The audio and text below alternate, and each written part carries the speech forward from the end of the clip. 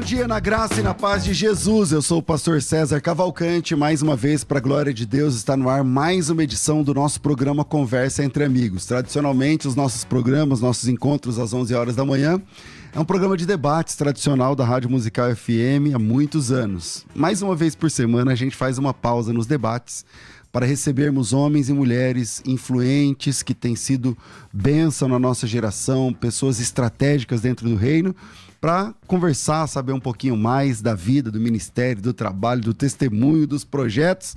E hoje é um dia desses.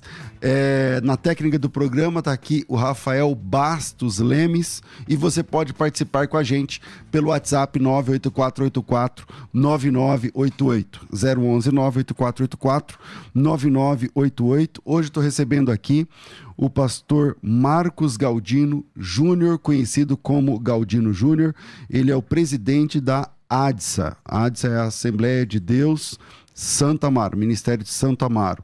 Igreja composta com muitos templos, muitas propriedades no Brasil, fora do Brasil, muitos milhares de membros, dezenas de milhares de irmãos que congregam nesse ministério, presentes em Portugal, Espanha, Peru, Argentina, Paraguai, e possuindo mais de 45 mil membros e distribuídos em centenas e centenas de igrejas em diferentes endereços.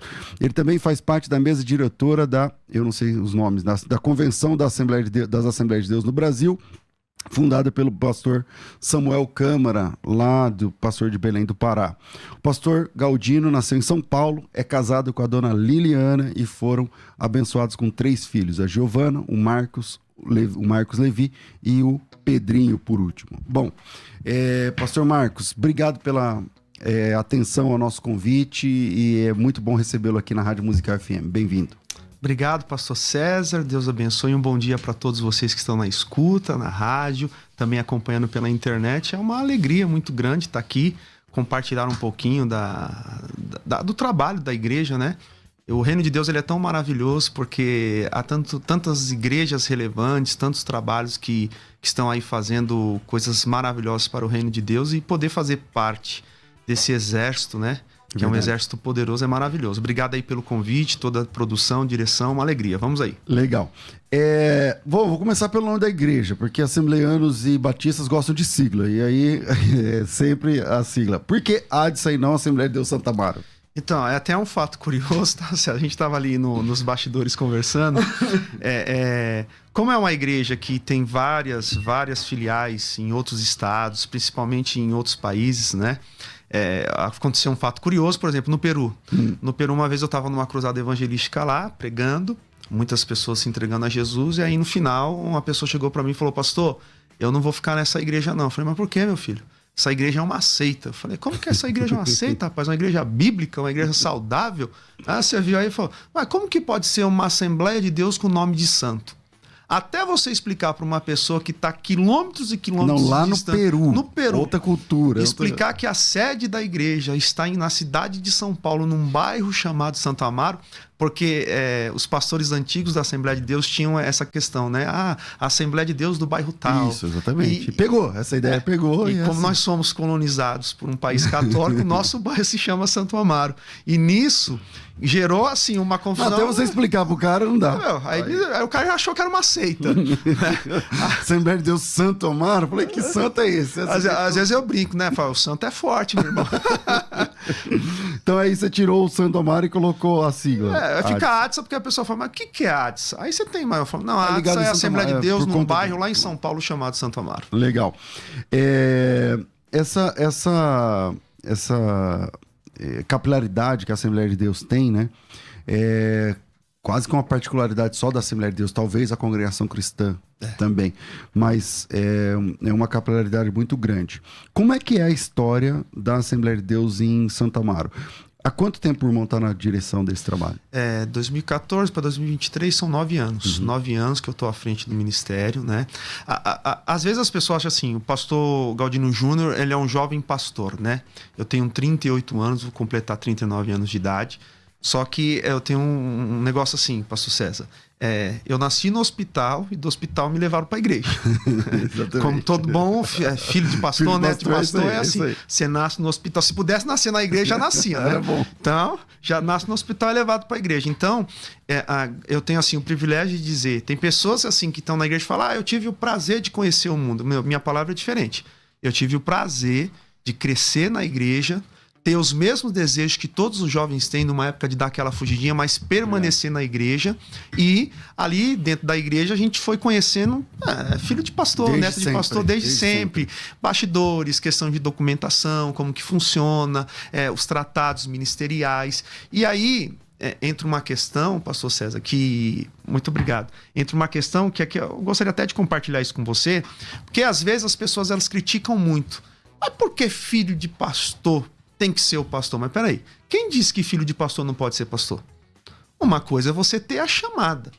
E toda chamada, ela é validada pelo quê? Pelo trabalho que é realizado. Verdade. Se Deus não tem uma chamada na vida da pessoa, a consequência daquela igreja que naquela direção infelizmente, vamos dizer, não crescer. O filho do pastor, se ele é criado direitinho, ele tem uma grande condição de seguir avante, né? Inclusive no ministério pastoral.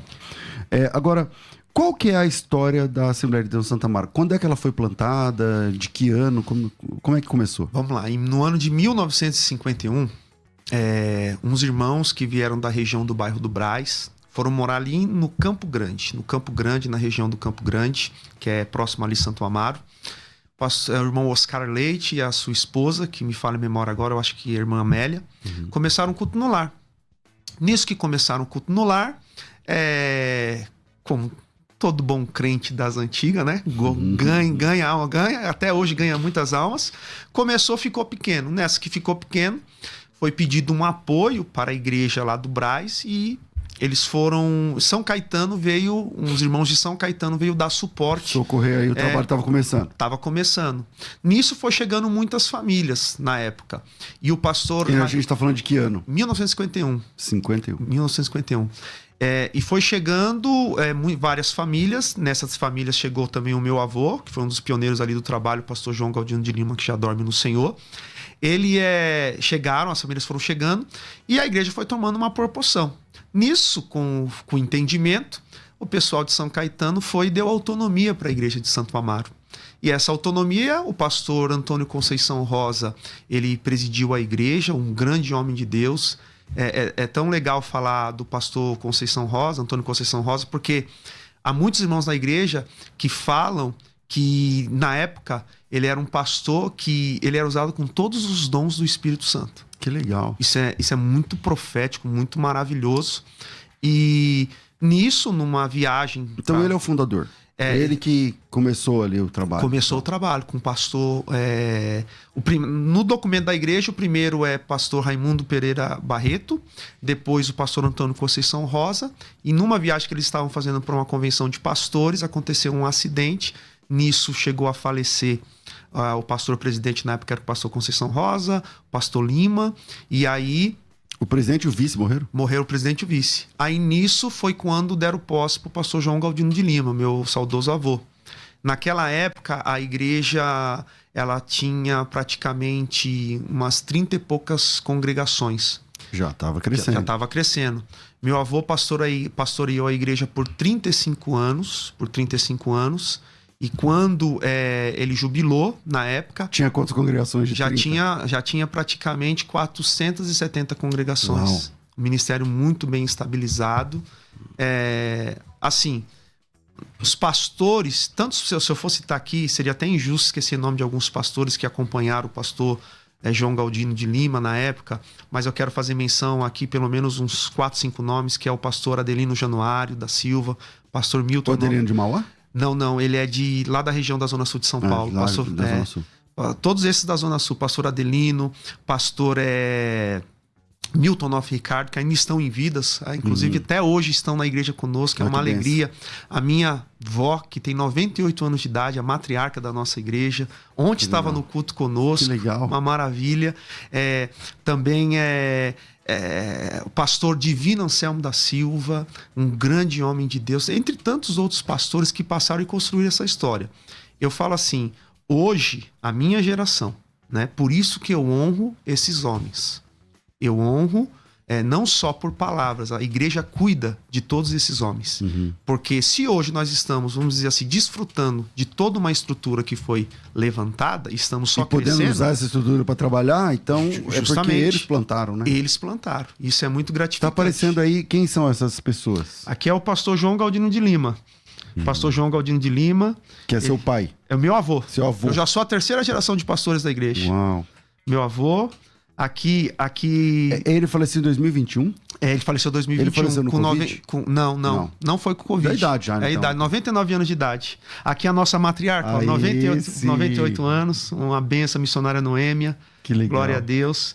E assim, é uma história de muita dedicação. Eles verdadeiramente se entregaram em prol do reino de Deus. E a igreja hoje ela é relevante ali na região sul de São Paulo, no bairro de Santo Amaro, principalmente, onde é o nosso foco, né?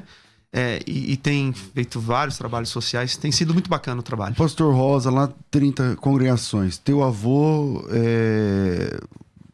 assume e hoje tem quantas congregações na igreja? Estamos com 807 congregações. 807? Meu Deus. E aí... Grande parte dela é concentrada. Tem algum lugar que ela está mais concentrada ou não? Zona Sul de São Paulo, você pode colocar. Vamos falar por estado. O estado de São Paulo hoje a gente tem quase 300 trabalhos, igrejas. No estado? No estado. Depois a Bahia. Na Bahia já tem mais de 100 trabalhos. Não, então, peraí. Então, dessas 800 e poucos, em Santo Amaro mesmo, né? Quer dizer, vamos colocar na Zona Sul 200 igrejas. 200 igrejas. Então, a relevância é até mais fora. Caramba. E vamos lá. Mas isso deve-se, sabe por quê? Isso é muito engraçado se a gente falar. Os pastores mais antigos que estão assistindo aí, ou quem está nos ouvindo, sabe que nas épocas convencionais havia muito aquela questão do respeito de limite de região. Exatamente. Então, por exemplo, na Zona Sul... Não, lá já tem o pastor fulano. O pastor fulano. Não vamos abrir igreja lá porque é o pastor fulano. E o pastor fulano não abria no bairro tal, na região tal, porque era o pastor ciclano.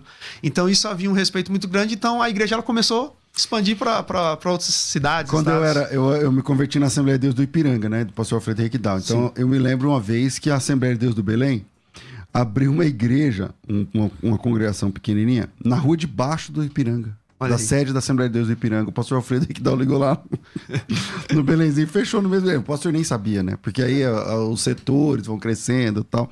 E aí o pastor José Wellington mandou fechar no outro dia. Então tinha muito disso, né? Tinha muito disso. Hoje ainda tem essa... Não, assim, hoje, assim, como os ministérios cresceram também nas suas independências, né? Vamos falar da Assembleia de Deus hoje. Há 3 grandes convenções. A Convenção Geral, né, que é a convenção presidida pelo pastor José Wellington Júnior. Tem a CONAMAD, pelo bispo, que é de Madureira, o bispo Primaz e o bispo Samuel. E tem a CADB, já lá da Igreja Mãe em Belém do Pará. Que é essa que você faz parte. Que é que hoje eu faço parte, junto com o pastor Samuel Câmara. Essa vem em terceiro lugar, né? Terceiro tamanho, lugar, assim. sim. Qual das duas é a maior das duas primeiras que você citou? Eu acredito ainda que a Convenção Geral, ela comporte mais ministros, né? Ministros. Mais igrejas. Eu acredito que sim.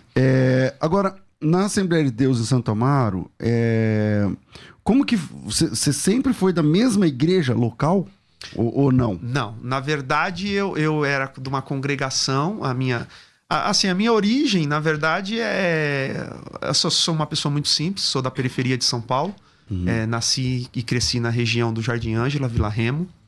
Minha infância toda foi na igreja de Vila Remo, uma congregação nossa, ali próximo do Jardim Ângela. E aí o que acontece? Lá foi quando toda a minha base de fé cristã. Nessa Até igreja. Quantos anos, mais ou menos? Até mais ou menos uns 9 anos de idade. Aí com 9 anos de idade foi quando o meu pai, com a nossa família, foi congregar em Santo Amaro, na igreja. Então, dos 9... que é a sede. Dos 9 anos até hoje... Você tá na sede. Tô na sede. E como é que é ser pastor de uma igreja que você era jovem e adolescente, meu irmão? Porque tem uns caras que não vão te chamar de pastor, né? Como é que é esse negócio? Não, gente, eu posso falar pra você, César, cara, é um desafio muito grande. Por quê? Porque, querendo ou não, a igreja, ela passa por uma transformação. Isso é natural. Principalmente a gente falando de Assembleia de Deus, por exemplo, eu tô aqui de barba. Aí um irmão da Assembleia de Deus fala, meu Verdade, Deus eu não do tinha céu, notado. Exatamente. pastor da Assembleia de Deus, presidente de igreja de barba. A sua igreja podia usar barba 30 anos atrás? Não usava televisão. As irmãs não podiam usar calça, aquela coisa toda. Cabelo, tá. Então, assim, a igreja, ela vem passando por uma transformação. Agora, o que muitas vezes eu vejo que nós pecamos, eu me incluo nisso porque por falta de informação e por aprofundamento na palavra de Deus, é que muitas vezes a gente esqueceu de ensinar princípio. A questão não é só usos e costumes. Desculpa aqui se eu falar isso ofender alguém. Eu falo com muito temor e com muito tremor, tá? Se a gente não ensina princípio, não adianta. Eu fui líder de jovens geral do ministério. Eu fazia vigília no Monte da Luz, levava 2.000 jovens para o monte. As loucuras que eu fazia quando era jovem. E aí o que acontece? E às vezes tinha uma consagração muito boa na região sul de São Paulo, que era um segundo domingo de manhã, consagração da Juatsa, bem famosa na época. E aí, quando eu liderei a mocidade... Você chama consagração é o quê? Uma reunião de jovens que se consagravam de manhã. Orava, isso foi jejum e tal. Jejum, oração, era... Você que liderava? Eu liderei... Não, começou com outros pastores, pastor Simeão, passaram grandes homens de Deus e eu cheguei em uma época da minha vida ministerial que o ministério pediu para eu liderar a juventude. E eu fui fazendo uma avaliação que eu falava, o problema é que a gente busca muito a questão, vamos se encher do poder de Deus e esquece também de ensinar princípio. E quando fazia as reuniões de pastores, às vezes entravam os debates, mas usa calça, isso. Aí eu falei, gente, o problema não é a calça, o problema não é a saia. Porque quem não tem princípio vai usar uma saia escandalosa.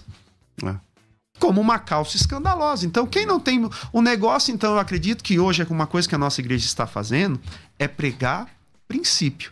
Se a pessoa ela tem um princípio, ela tem um equilíbrio espiritual. Mas isso não é fácil, porque, tipo assim, você esbarra nos mais velhos, que são ali, precisam ser respeitados. Aliás, você começou fazendo isso aqui no começo, falando da importância e tudo mais. Mas é um desafio. Eu acho que, vamos lá, os desafios, vamos elencar os desafios. Primeiro, o senhor é pastor de pessoas que são seus parentes? Também. É horrível. Também. Tirando a família ali, seus filhos, sei o que lá. Não. Mas, como é que é lidar com isso daí? Quem? Você é pastor de quem lá? De primos, assim? Como sou pastor dos meus irmãos. Né? E, por exemplo, tias da minha avó, que é a matriarca da igreja. Mas sabe assim, César, deixa eu falar um negócio. E eles te chamam de quê? Não, me chamam de pastor. Nessa parte, há um entendimento pelo reconhecimento espiritual. Porque é aquela coisa, quando a pessoa vê, né, a unção, o fruto que é dado, então verdadeiramente há um respeito. E assim, por exemplo, toda mudança, você falou aqui dos mais antigos, por exemplo, eu cheguei na igreja, um dia eu vou, agora com essa aproximação, quero lhe convidar para estar lá ministrando uma palavra, vai ser uma alegria. Você vai ver um telão lá de 500 polegadas dentro da igreja. Como que é você pegar uma igreja que poucos anos atrás era proibido assistir televisão e agora chega uma tela desse tamanho dentro da igreja? O problema não é mudar, o problema é a forma como você muda. Então, que eu vou contar o meu caso. Vou contar só esse caso específico para você entender. Que ano que vocês passaram a falar assim, tá, nós não vamos falar mais de saia, de cabelo e isso já foi numa gestão anterior minha. Eu só peguei e botei para funcionar. Mas já havia uma decisão ministerial dessas mudanças de uso e costume. Só que ninguém ainda tinha, vamos dizer, a coragem de fazer o negócio acontecer. E aí o que aconteceu, César? Nessa questão do telão, eu fiz um evento na igreja, o templo é muito grande, o templo cabe lá 2.500 pessoas sentadas, 2 galerias. Aí uma vez eu fiz um evento na igreja, peguei os pastores veteranos e falei, pastores, hoje nós vamos assistir o culto lá da 2ª galeria. Vamos comigo, eu quero que vocês assistam o culto lá comigo. Olha a estratégia aí. Nós estávamos lá na 2ª galeria, eu falei, vocês estão enxergando bem o pregador lá embaixo? Nossa, pastor, como é distante, né? Eu falei, a gente é pastor, a gente tá na cara do gol, irmãos. A gente tá perto. É fácil, né? Agora, quem tá aqui em cima? Ó, eu tenho uma proposta para fazer aqui. Vem amanhã. Aí eu já tinha entrado em contato com uma empresa, eles montaram uma estrutura provisória, tal, colocamos um telão. No outro dia subi com algum deles lá em cima. Agora vamos, aí. E agora vê. Meu filho, como a gente não pensou nisso? Rapaz, isso aqui é uma bênção, meu filho. Agora dá para ver pertinho o pregador. Então, a forma como você faz a mudança, César, entendeu? Isso é até para você, agora eu me dirijo para você que está escutando, você pastor jovem, você que está liderando o ministério na igreja. Nada é por força e por violência. Tem que pedir orientação do Espírito Santo de Deus e tem que saber as coisas para não ferir a história de ninguém. Porque para a gente estar onde a gente está hoje, esses homens deram a vida. Esses homens abdicaram de estar com tempo com a família, abdicaram de muitas coisas para a gente estar hoje fazendo isso. Então... eles plantaram, precisam ser respeitados. Agora, os excessos que haviam, porque havia muito excesso, sim, né? claro. Por exemplo, você podia jogar bola? Rapaz, eu... Não podia jogar bola. Não mas podia... De vez em quando eu dava aquela escapada e era disciplinado, né, Vasco? Disciplinado. Mas fazer o quê? Couro comia, entendeu? Agora, vamos lá. Depois, entre o seu avô e você assumir, seu pai também foi presidente? Meu pai foi pastor-presidente por 12 anos. Por 12 anos. Aí por uma questão... Então você já passou seu pai? Já passei, Não, eu tô com 9. Meu pai foi 12. Seu pai... você tá com 9, verdade. Eu tô com 9. Meu pai 12. E, assim, foi um tempo bom de transição na igreja também. Porque aquela geração do pastor Galdino, que era aquela geração assembleana, raiz, tal, aquela coisa toda, pegou uma para preparar para essa. Eu entendo que foi uma preparação de Deus para viver o que nós estamos vivendo hoje. A igreja está vivendo hoje. O seu pai, por que ele entregou? Por que houve essa transição? Uma decisão pessoal, 12 anos que ele dedicou, ele já não estava muito bem, ele tomou uma decisão pessoal na vida dele e falou, e reuniu a igreja e falou, irmãos, eu acho que a igreja precisa de uma visão nova. Você já era o vice-presidente? Era o vice-presidente. A igreja, e eu sempre fui aquele líder de jovem que, festa de congregação, chama o Marco Júnior. Aí eu ia lá nas comunidades, tudo pregava, aquela festa toda. E aí precisamos de uma visão nova para a igreja. E os próprios irmãos falaram, não, eu acho que... Marco. Eu acho que ele é a pessoa. E aí eu linko com a minha história de vida pessoal. Por quê, César? Na minha vida as coisas foram muito precoces. Muito precoce. Eu com 17 anos de idade, eu já trabalhava em multinacional.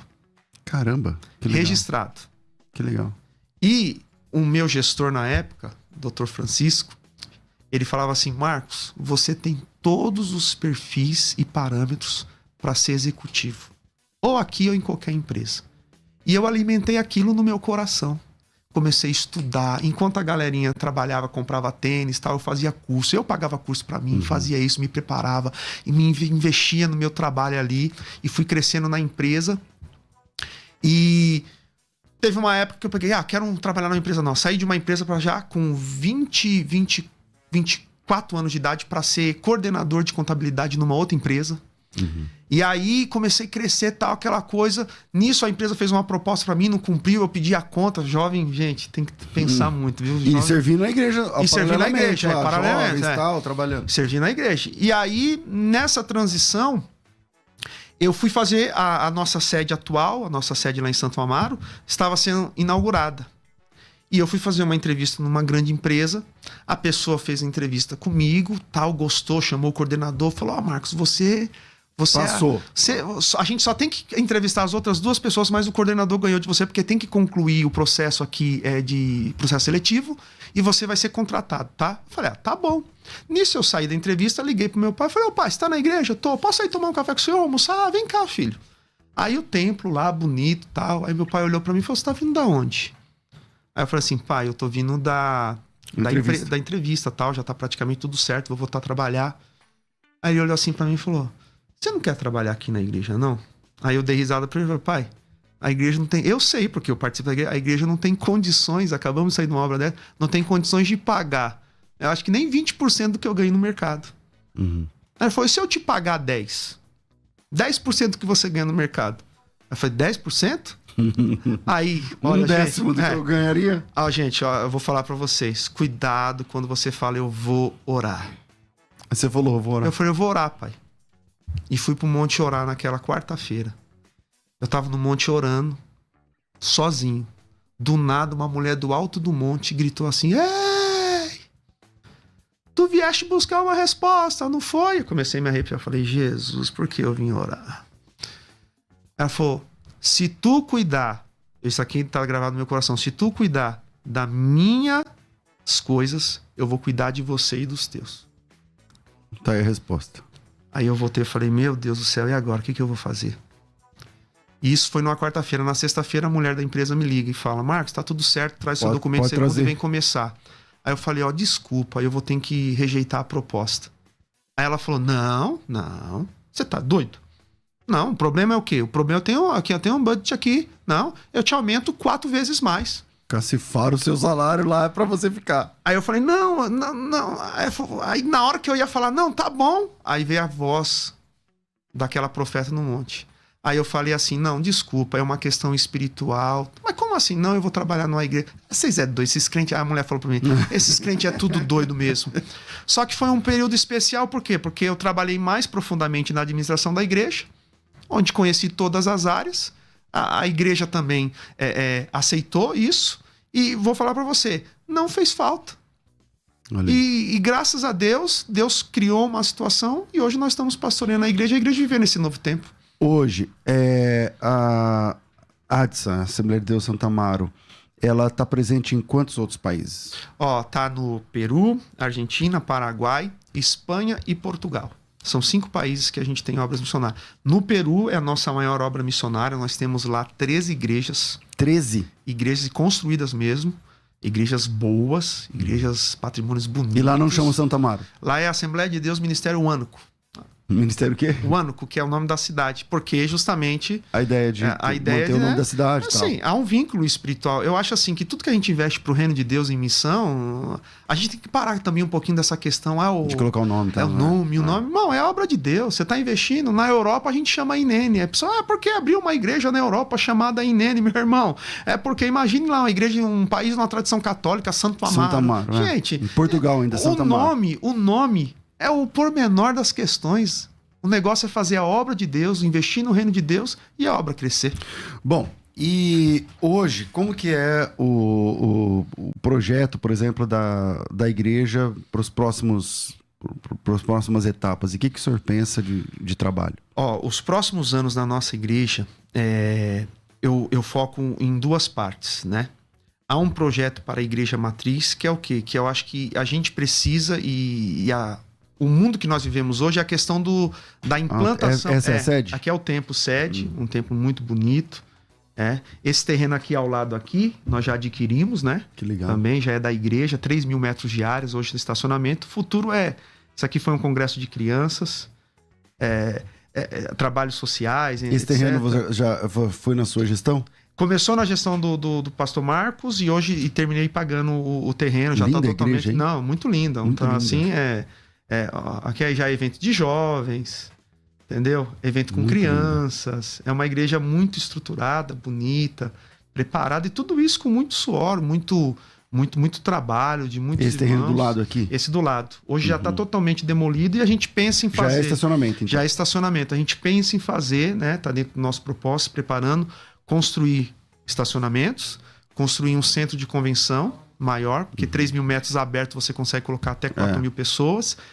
Construir também uma escola, né? E também uma área de recreação para atender o bairro, somente as crianças carentes, para ter um momento de lazer e tal. Então a gente quer usar a estrutura da igreja para que realmente sirva o bairro, a região toda ali. Legal. E, bom, eu já tenho que fazer um intervalo. Meu Deus do céu, o pessoal não me... Vamos lá, eu já vou fazer um intervalo e eu volto com o nosso último bloco. Mas eu já quero deixar para pensar aí no próximo bloco sobre essa mudança que teve em Santo Amaro. Quais foram os principais pontos de mudança? Por exemplo, usos e costumes, a questão de... Lá batia palma? Não. Então, é questão de bater palma na igreja, o estilo de louvor, o estilo de pregação, porque tem muita gente ouvindo a gente agora que são pastores e líderes, e acho que vai ser legal para eles também ouvirem a respeito desse tom aí de mudança, porque eu acho também, eu quero perguntar se quando você muda, primeiro cai para depois subir ou não. Ou se vai melhorando mesmo, ou como é que é essa questão. Vira aí e a gente volta já. Vai. A gestão trouxe mais modernidade, trouxe mais uma cara mais jovem para a igreja. A igreja ficou mais palatável nesse sentido para o jovem. Como que você conseguiu fazer isso? E se sofreu para fazer, ou ainda sofre, ou não teve sofrimento nenhum? Como é que é? No começo, pastor César, os nossos ouvintes, foi um pouco desafiador. Evidentemente, houve algum tipo de rejeição de parte de quem era mais tradicional, tal, mas nada do que o poder da palavra. Você já esperava também alguma... Sim, claro que sim, a gente já esperava, a gente sabia disso, mas o que acontece? Uma coisa que deu certo na igreja foi o quê? A padronização do culto. Então, assim, a gente deu mais ênfase para a palavra, implementamos o ministério de louvor, porém, nós não perdemos a característica da Assembleia de Deus. Então, se você for no nosso culto, principalmente da noite, no domingo, tem orquestra, cantamos hino da harpa, tem círculo de oração. Tem coral? Tem coral de manhã, coral sacro, eu faço questão que Eu tenha o amo coral. cara, eu amo coral. Não, coral, culto de manhã, nós temos o nosso coral sacro, tem que cantar. Então a gente fez uma mescla, só que sempre dando a prioridade para a palavra. E uma coisa que deu muito resultado, pastor César, foi o seguinte, eu cresci na igreja e eu sei da dificuldade dos pastores. Então, o que acontece? Quando eu congregava, eu era pequenininho, já jovem um pouquinho também, às vezes você estava na igreja, não é toda semana que o pastor está bem. Então, chegava assim no domingo, você chegava na hora do culto, o pastor olhava para você e falava, prepara que você vai pregar. Falei, Jesus amado, mas eu faço? Entendeu? Aí você ia lá e Deus ainda pela sua infinita misericórdia lhe abençoava, lhe usava. Mas assim, uma coisa que eu aprendi e que eu tenho tentado passar para todos os nossos pastores, tanto dos nossos campos como os pastores locais, que principalmente o culto de domingo é uma responsabilidade do pastor local. Melhor coisa. Ensinar a palavra para a igreja, ministrar o alimento para a igreja. Porque se você não tem um padrão, daqui a pouco tem num domingo é o irmão assim, no outro é o outro. Então, às vezes o pastor fala assim, mas pastor, eu não tenho assim uma oratória tão boa como a do fulano de tal na igreja, mas o cajado está na sua mão, você é o pastor da igreja. Exatamente. E faz diferença para a ovelha. Justamente. Então, isso foi um diferencial que fez a igreja crescer e combater essas questões mais voltadas para usos e costumes, que as pessoas estavam muito focadas. E eu entendo perfeitamente, porque eu tenho gente na igreja até hoje que está na igreja desde que a igreja foi fundada. Era criancinha, hoje está lá com 70, 80 anos lá congregando com a gente, está com 70 anos de idade, mas congregando com a gente todos esses anos. E eu entendo que ela passou a vida toda dela falando, não é certo, é pecado, é pecado, é pecado. Aí entra um outro pastor e fala, não, há um entendimento que pode ser assim. Porque não tem texto bíblico, né, cara? Pra falar aqui, por exemplo, cortar cabelo, sei lá, essas coisas. Aí como que o senhor, na sintonia fina, teve um dia que o senhor chegou e falou a partir de hoje ou não? Ou foi gradativo esse negócio? Foi gradativo e assim, o que eu sempre falei para os irmãos, principalmente os mais antigos da igreja, falei, irmãos, ninguém tá pedindo para você mudar.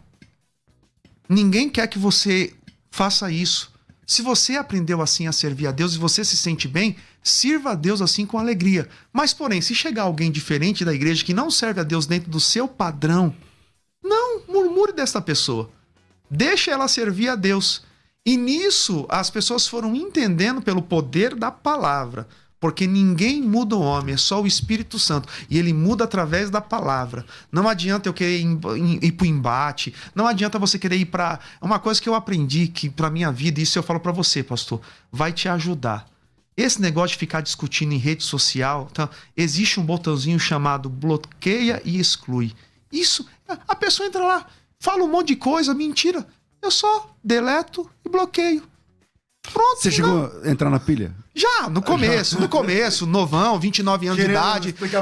Não, o tempo vai passando, você vai amadurecendo. Não, porque a pessoa que tá falando mal, ela não quer saber de nada. E nem tem entendimento. A verdade é que ela nem tem entendimento. Às vezes as pessoas, até hoje, colocam assim na internet, ai, que saudade da época tal. Eu falei, irmão, a época tal foi bom, era bom assim, mas hoje a época é outra. Se nós continuássemos e daqui 50 anos vão ter saudade dessa aqui. Dessa época daqui, aqui já é assim, a vida. E a vida. Só que hoje, graças a Deus, as pessoas pela palavra têm entendimento e tudo isso foi superado. Hoje, você é um pastor muito jovem, né? Ainda, sim. Muito jovem. Esse posicionamento, você trazendo essas mudanças, esse posicionamento, teve essa adesão rápida da igreja? Por exemplo, quanto tempo demorou para o pessoal olhar e falar assim, não, mudou a igreja, é outro padrão? Existem duas visões que nós podemos colocar aqui. Primeiro é o ministério, primeiro é a igreja local, a igreja matriz. A igreja matriz, o processo foi mais rápido, por quê? Porque você está lá diretamente. Agora, você dirigir um ministério grande igual o nosso... Centenas de endereços? Não tem como. Tem igrejas ainda nossas que ainda mantêm um padrão, mais assim... Né? Não proíbe as pessoas que chegam, mas você percebe... Só vai de sai, só vai de você percebe ainda assim, pelas redes... Hoje a rede social te traz muito isso. Deixa eu ver como está a igreja tal, pela rede social. Você vê no padrão, só que eu não critico. Talvez aquilo naquele bairro está funcionando. E se eu quiser mudar, eu vou estragar uma congregação. Então eu falo assim... Tudo está debaixo do controle da vontade de Deus. Na época que tiver que mudar, vai mudar. Ministerialmente, como que o senhor alcança todos esses líderes, esses pastores? Assim, aqui em São Paulo, em outros estados, eu tenho pastores estaduais que reportam diretamente a mim. São quantos estados? Aqui hoje nós estamos em 8 estados. 8 estados. Eles reportam para mim, inclusive já estão aqui no grupo mandando. Quero mandar um abraço para todos os nossos pastores de campo, o pastor Silas, que está lá em Aparecida de Goiânia, uma boa igreja, os pastores que estão aí de São Paulo. Deus abençoe vocês, tá? Um abração, senão depois vocês vão me cobrar. E aqui na capital eu divido por regionais, campos regionais, e cada campo tem ali 8, 9 igrejas ligadas a eles, e eu coordeno esse grupo de pastores aqui na capital que estão mais próximos a mim. E com que frequência vocês se encontram? A gente se encontra assim, a cada... Em São Paulo é mais fácil. É mais fácil, e principalmente a questão online também, né? A gente se encontra a cada 3 meses, às vezes reuniões quando tem algo para tratar de urgência, eu faço online ou presencial, e sempre está em contato. E sempre assim eu tenho... tem coisas que não adianta você tratar em grupo, que só traz mais confusão. Tem coisas que eu dou mais gabinete. Entendi. Então atendo, pastor, vem no meu gabinete. Vem, vamos conversar. Vamos conversar, porque o seu caso é específico. Porque às vezes você quer tratar um tipo de assunto que, na verdade, às vezes ajudar você acaba... É melhor tratar só pontual. É isso aí. Agora, uma pergunta que eu quero fazer, cara. Em quem você tem se inspirado?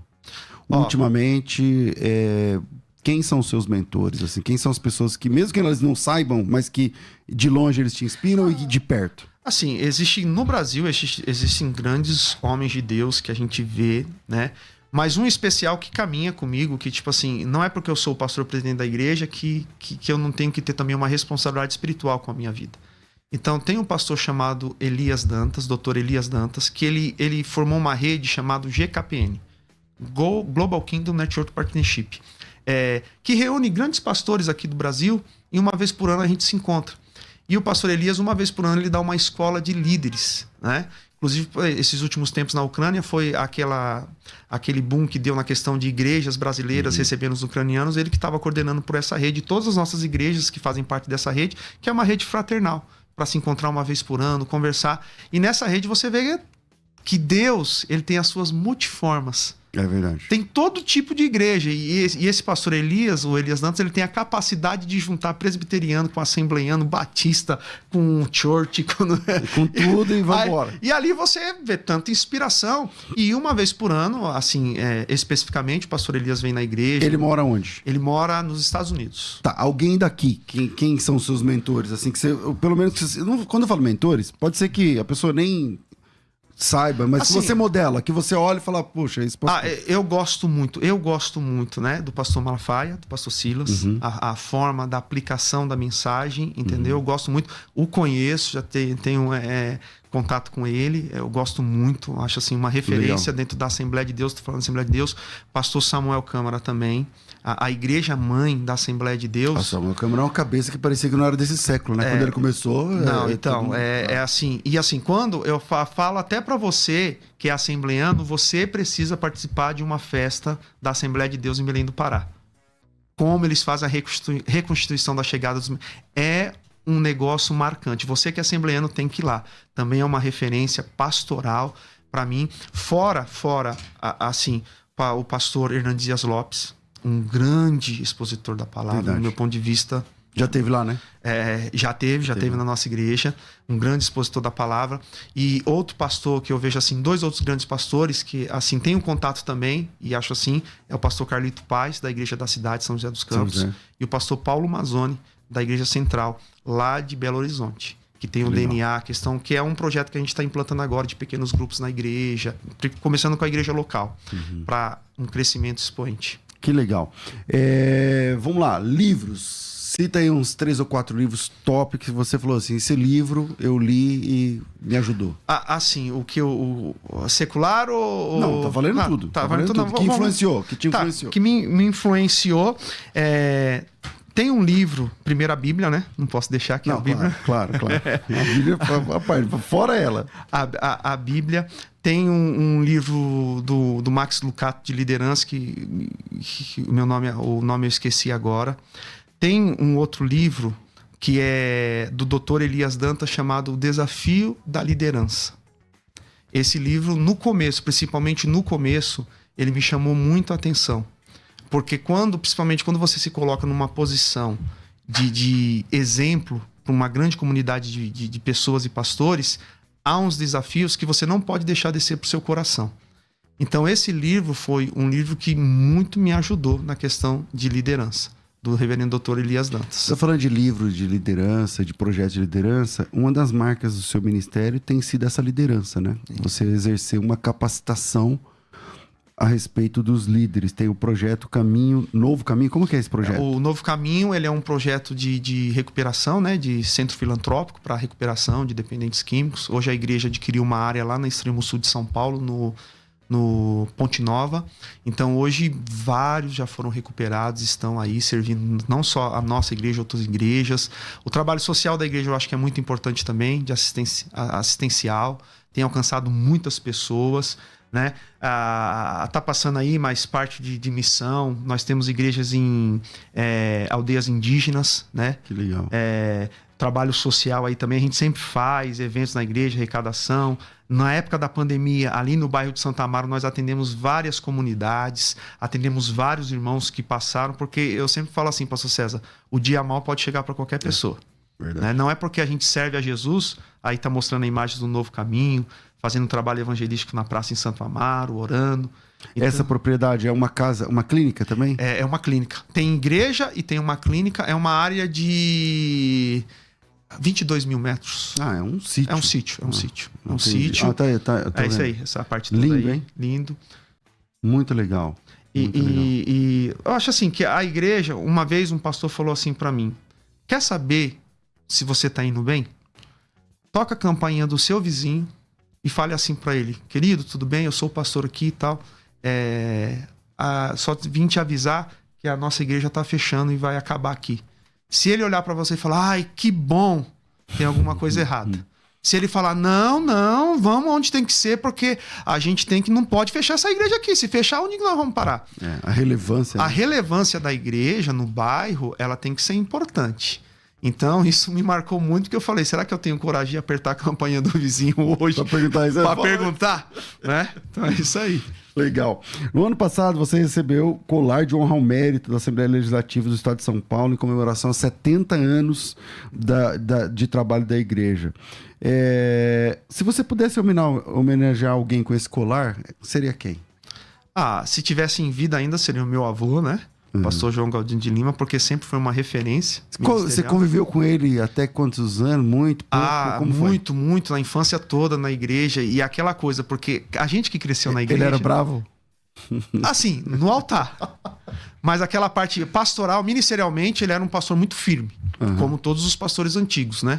Mas, assim, a parte familiar assim, muito amável, de Deus. Mas todo pastor, assim, antigo, que é esse expoente, tem esse negócio, né? Que é duro ao mesmo tempo que é um coração que não é dele. E o que você precisar, pode contar e tal. E você viveu isso aí com ele? Vivi isso. E assim, a gente era criança, a gente olhava para o altar, não só para ele, como os outros pastores, e achava assim, será que um dia a gente vai chegar, né? E até um fato interessante, porque no primeiro momento, para você receber um chamado ministerial, principalmente família de pastor, você ainda fica muito com o pé atrás. Porque você fala, as pessoas vão falar que é porque é da família. Eu lembro uma vez... Ainda tem que lutar contra isso. Isso, né, Tem que lutar contra isso, é verdade. Teve uma vez que, assim, eu sempre acreditei nas questões espirituais, né? Teve uma vez que eu estava num congresso de mulheres lá na igreja, eu era jovem ainda, estava noivo com a minha esposa, a pastora Liliana, e eu falava assim, eu olhava, porque eu participava dos bastidores da igreja, e olhava o sofrimento que é dirigir uma igreja. Às vezes as pessoas olham para esses grandes pastores aí, de qualquer ministério que seja, e acham é vida fácil. Não é, gente. É uma pressão muito forte, é uma responsabilidade que está nas nossas costas que vocês nem imaginam, né? E aí eu olhava assim e falava comigo assim, que negócio de ser pastor, eu sou músico, eu quero só tocar na igreja, ter o meu trabalho, adorar a Deus, dizimar, ser benção, viver com a minha família bem e tal. Tinha esse pensamento. Mas não quero esse B.O. Não quero. Aí uma vez, Deus levantou um profeta, acabou aqueles congressos de oração, as irmãs na cozinha, eu tava lá sentadinho, chegou uma profeta, vamos fazer uma oração com os pastores, todo mundo lá. Aí a mulher olhou para mim assim e falou assim, quem é você para decidir o que eu já decidi para sua vida? Toma. Aí eu falei assim, essa irmã tá de H pro meu lado. Aí ela falou, aí ela foi clara, rasgou o verbo. Falou, tu falaste que tu não queres ser igual ao teu avô e ao teu pai, mas digo pra ti, o teu caminho já trilhei e tu vai mais longe do que foi onde o teu avô e o teu pai. Caramba. Só que a gente pensa, pastor, isso aí quando eu tiver 45, 50 anos de idade, um homem maduro e tal. Você pensa, mas Deus falou, não, com você é pra onde? Você assumiu com quantos anos? 29 anos de idade. 29 anos, cara. Quantas igrejas tinha quando você assumiu? Já tinha umas 745, já cresceu. Então já cresceu. Já cresceu. Percentual importante. Importante. Legal, muito bom. Bom, caminhando pro final... Família, como é que hoje os filhos, quantos anos tem, como é que tá a caminhada, como é que é? A minha filha Giovana, 16 anos, na igreja, feliz. 16 anos, misericórdia. Já fico pensando. Eu já tive 16 anos, então eu sei que é complicado, né? Mas eu tenho o Marcos Levi, que tem 9 anos, fez 9 anos, e tem o Pedrinho, que vai fazer 6 anos. Assim... Hoje nós temos a facilidade de a igreja ela não ter toda aquela carga que tinha. Aquele peso que então, tinha. Hoje, para você ensinar o seu filho, assim, no meu ponto de vista, é muito mais tranquilo. Só que você percebeu também, por exemplo, na nossa época era mais pesado, verdade. Então eu não podia ter bermuda, não podia não sei o quê, beleza. Só que, por exemplo, os nossos filhos, eles ainda reclamam que é pesado. Então, aí que eu falo. Aí eu falo, é porque vocês não... eu aí a gente fala igual o nosso pai falava. Aí eu falo, tanto que eu falo para os jovens da igreja hoje, né? Eu falo, gente, o que vocês têm hoje, a liberdade que vocês têm para adorar Jesus hoje, vocês tinham que levantar a mão para o céu. Porque aí você começa a contar algumas coisas para eles e fala, não é possível, pastor, que era assim. Era, gente. Não é possível. Não é possível. Hoje, eu ia perguntar das palmas lá também na igreja. Vamos lá, bater palmas, grupo de louvor, roupa, cabelo ou barba. Qual foi o maior tabu? Eu acho que o maior tabu foi a questão das roupas, né? Porque... Somente questão feminina. Porque o homem é muito simples pra tudo, né? Se a gente colocar uma camiseta, uma calça jeans... Não, e os usos e costumes, a mulher sempre pagou o pato também, sempre né? Pagou o pato. Então, assim, pra ver essa transformação foi um pouquinho mais complicado, né? Mas assim, palavra. Não há nada que vença o poder da palavra de Deus. Mas o primeiro dia que o senhor chegou de barba na igreja... Sim. As irmãzinhas vinham me abraçar. Meu filho, eu te dei aula na escola bíblica. Você precisa tirar isso. Exatamente. Aí sabe o que eu faço, César? Apesar que hoje mais não. Mas no começo eu ficava assim, 6 meses com barba e 6 meses sem barba. E alternando. Mas por quê, pastor? Eu falei, pra agradar os gregos e os troianos. Pronto, todo mundo fica feliz. 6 meses o pastor tá fiel ali. E 6 meses eu também. Vamos lá. Então, e vai. Cara, quero agradecer. Muito obrigado. Foi um bate-papo muito descontraído, muito legal e acho que muito instrutivo também. Obrigado por atender o nosso convite. A gente estava aguardando há bastante tempo a sua agenda. Eu sei que você acabou de chegar da Europa. Isso. Onde estava plantando a igreja lá e já veio aqui nos atender. Quem quiser seguir, conhecer, ir lá visitar, como é que funciona? A nossa igreja está em Santo Amaro, na rua João Alfredo 527. Temos estacionamento próprio, pode ir lá. Os nossos cultos são quinta-feira às 19h30 e domingo às 10 da manhã e às 18h20, tá? Pode chegar lá, Ministério Infantil, uma igreja bem preparada. Para conhecer, só seguir as páginas da igreja em todas as redes sociais, ADSA Brasil. ADSA Brasil. ADSA Brasil. ADSA Brasil. Sua rede social? Minha rede social é Marcos, no Instagram, Marcos Galdino Júnior. Galdino é com L. Tá? Marcos Galdino Júnior. Isso. Marcos Galdino Júnior. E no Facebook, Pastor Galdino Júnior. Seguiu aí? Você não vai, se não seguir também, não vai perder muita coisa, não, gente. não, vamos seguir, pai. É isso aí. Querido, pastor, obrigado pela gentileza. Deus abençoe. Peguei, fico por aqui. Amanhã tem mais e às 2 da tarde eu volto com o bom e velho programa Crescendo na Fé. Tudo isso e muito mais a gente faz dentro do reino, se for da vontade dele.